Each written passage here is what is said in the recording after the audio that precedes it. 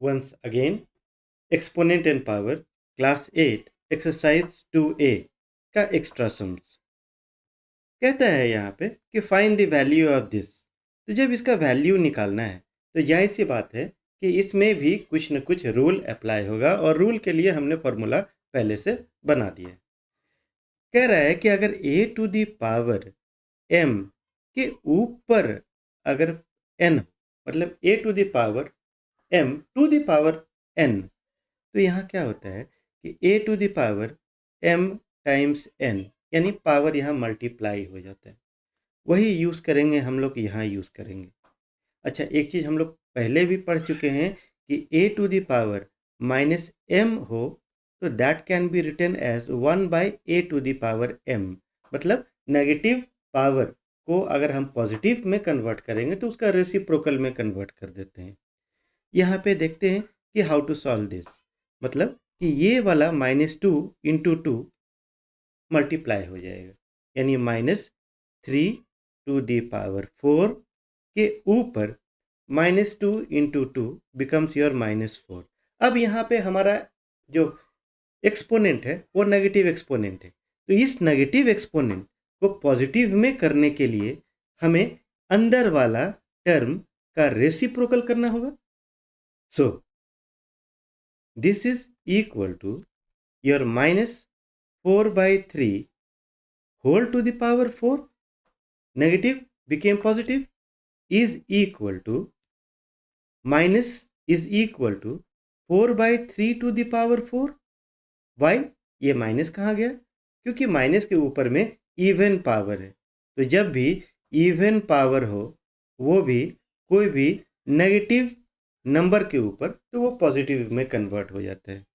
Is equal to your 4 to the power 4 by 3 to the power 4, because this 4 जो है हमारा दोनों के लिए पावर बन जाएगा। तो 4 टू द पावर 4 मीन्स योर 4 times 4 times 4 times 4 times 4 times 4, and the same 3 times 3 times 3 times 3, and this is equal to 16 into 16 is your 256 by 81. This is your final solution. Coming on to the next one, 1125 is equal to 3 to the power m into 5 to the power n। Find the values of m and n। तो करते क्या है कि ये 1125 को हम लोग break कर लेते हैं। अच्छा, ब्रेक करते हैं मतलब फैक्टराइज करेंगे इसको। 1125 को हम लोग फैक्टराइज करेंगे। देखिए 5 2 टाइम्स 10, 5 2 टाइम्स 10 एंड 5 5 ज़ा 25, 5 4 टाइम्स 20, 5 5 ज़ा सिमिलरली 5 9 टाइम्स एंड 3 3 टाइम्स। तो हमने प्राइम फैक्टर्स में ब्रेक कर लिया।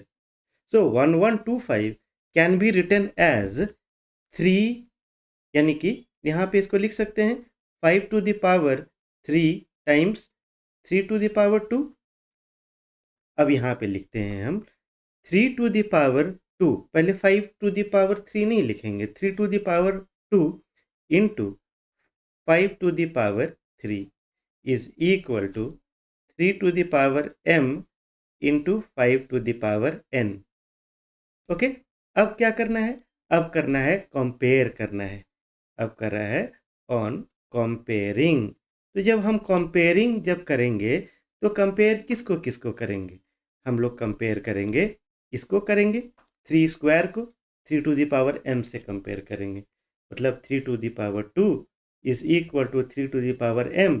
Since base is same, therefore power will be same, यानी कि therefore m is equal to 2।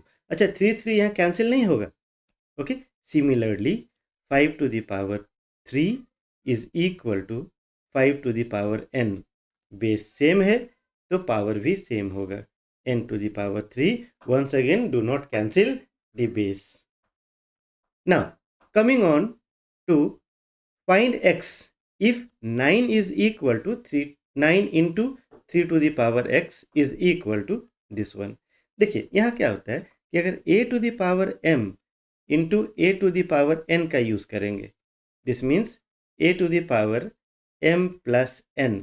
मतलब सेम बेस रहे, पावर अलग अलग रहे तो वहाँ पे पावर जुड़ जाता है। अगर सेम भी पावर रहे तो कोई बात नहीं, लेकिन बेस सेम होना चाहिए। This base should be same and this should be in the form of multiplication.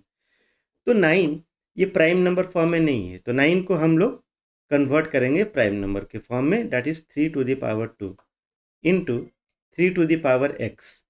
यानी कि यहाँ पे हम लिख सकते हैं दिस वन एज, हम लिख सकते हैं 3 to the power 2 plus x, यहाँ पे लिख सकते हैं। चलिए पहले ऊपर वाला सॉल्व करते हैं, ये वाला यहाँ खाली था। तो 27 अगेन 27 को हम लोग कन्वर्ट हम लोग करेंगे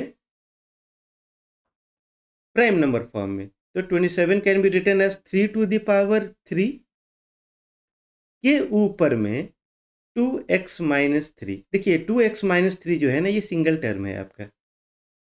अब you can write this as 3 to the power 3 multiplied by 2x minus 3, क्योंकि हम पिछले अभी तुरंत हम लोग पढ़े हैं कि अगर a to the power m के ऊपर अगर पावर n हो तो in that case it becomes a to the power m multiplied by n।